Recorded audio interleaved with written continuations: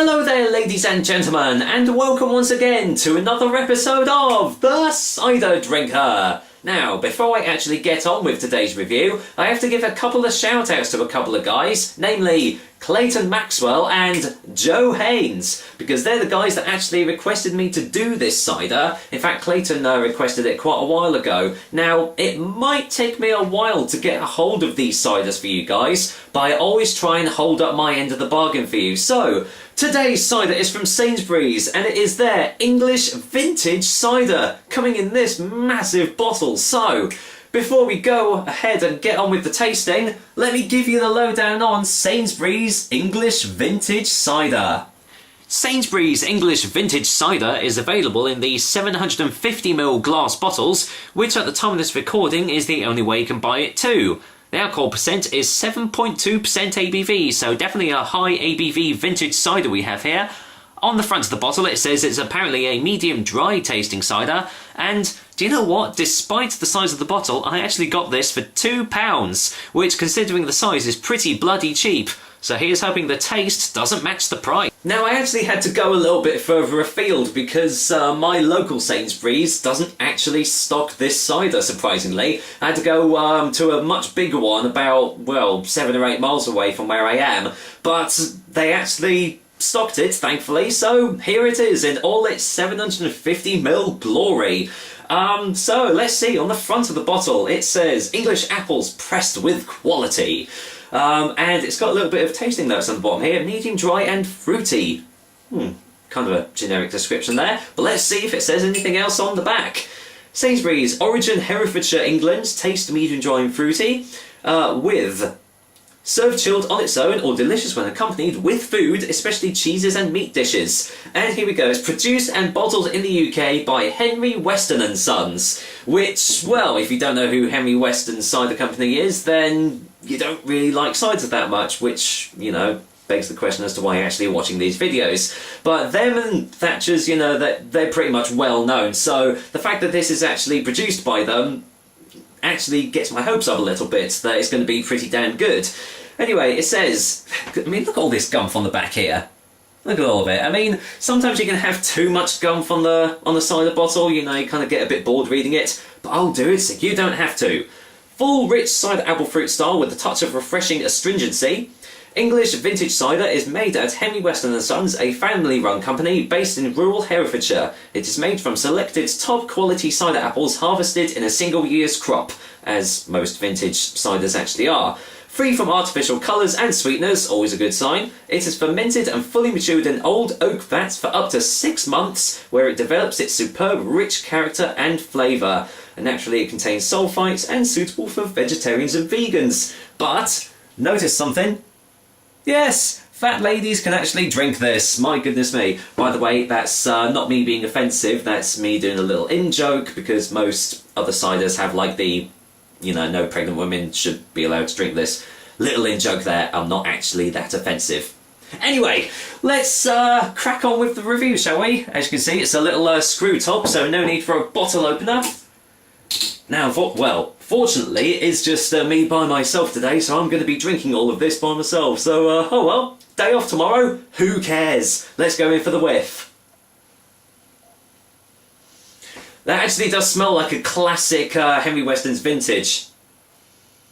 It really, really does remind me of their own vintage that you can get. Very dry, very robust, bold characters on the nose. A slight hint of the sulfites there, but nothing too major. But overall, smells like a very, very decent vintage cider. So let's go and pour some in the glass, and let's just see what I make of it. Naturally, I'm not going to be able to get all this into my own glass here, so I doubt there's going to be any natural sediment in there, so we shall leave that. And let's go in for the colour. And, well, it's actually quite a bit lighter than I expected from a vintage cider. Very light, golden, almost straw colour. Very light carbonation as well. I'd imagine that'll probably dissipate quite quickly. But apart from that, yeah, it looks like a very, very nice little cider. So, do I get any more smells on the glass? No, as usual, you are still getting those very nice dry notes on the nose. Quite typical of a vintage cider, but yeah, it smells very, very pleasant, so I'm hoping the taste is actually going to match it. So, well, cheers guys, especially Clayton, Maxwell and Joe Haines for requesting this cider for me. Here's hoping I like it. Here's to Sainsbury's vintage cider.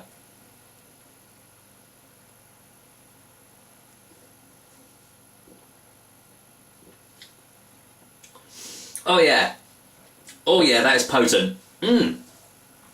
Wow, I mean, instantly you are hit with the strength of it, because some strong ciders, you know, are classed as danger ciders because they don't taste as strong as they say they are on the bottle, but yeah, this definitely tastes like a 7.2% we have here. Let's go in for a second opinion.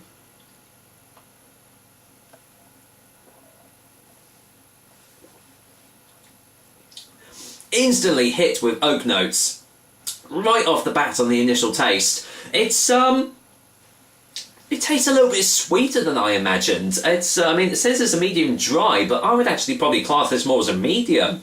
There was a pretty big hit of sweetness right in the initial taste, which mellowed out into a real robust dry note as you also got on the nose. Slight almost like a citrusy, fruity note as well that's going through. It's probably to do with the sweetness as well, but well, let's just get another one.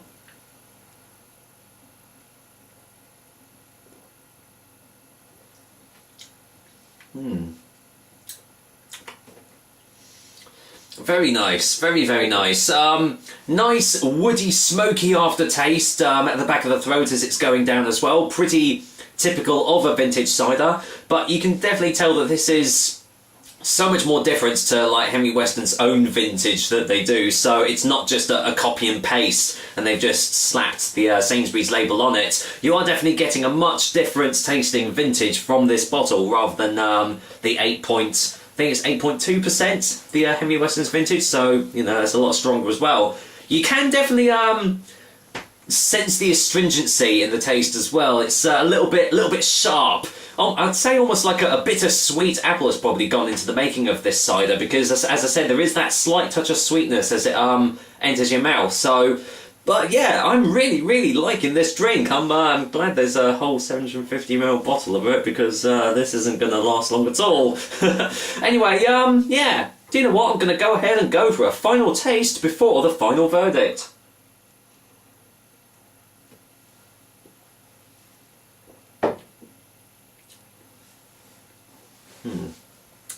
It is kind of a pseudo danger cider because it's quite light in body. It's not full bodied at all. In which case it goes down very easily. You can still taste the real strength behind it. And yeah, I am still left with almost like a lemony, citrusy note or mouthfeel all throughout the mouth as it's just gone down the throat, which is a nice addition to a vintage cider. It actually works quite well.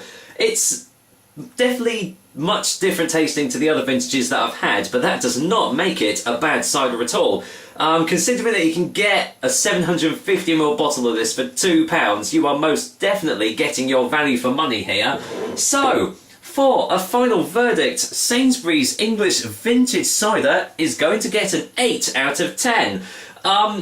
Well, Sainsbury's are definitely doing good on the cider front. I mean, that Douche de Longueville that I got from their shop, that was one of the nicest ciders I've ever got from a supermarket. And you know what? This is a bloody good example of a vintage cider as well. So if you can't get hold of Thatcher's or Weston's or anything like that, and you've got a Sainsbury's nearby, I would highly suggest getting a bottle of this, sharing it with friends, or, like me, having it all to yourself, because that's exactly what I am going to do. Lovely little tipple. So yeah, thank you very much Clayton, Maxwell and Joe Haines for requesting this cider. I have been thoroughly, pleasantly surprised by this one for sure. So there we go, another episode of the Cider Drinker for you guys. I hope you liked it, and as usual, I will be back with another delicious and tasty cider soon. But you know what? As I said, it's a day off tomorrow, so I'm just gonna drink the rest of this bottle of English vintage cider. I'm probably gonna get a little bit tipsy as well, so take care guys. Until next time.